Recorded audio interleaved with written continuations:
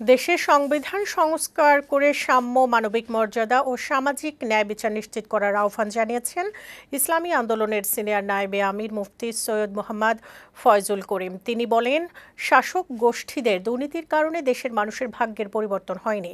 বৃহস্পতিবার জাতীয় প্রেস ক্লাবে ইসলামী যুব আন্দোলনের গোলটেবিল বৈঠকে এসব কথা বলেন ইসলামী আন্দোলনের নায়েবে আমির। বিগত সব সরকার দুর্নীতি দুঃশাসন কায়েম করতে ইসলামকে নিষেধাজ্ঞা করেছে। এখন শরিয়া ভিত্তিক সংবিধান ও অনুশাসন জরুরি বলেও জানান তিনি।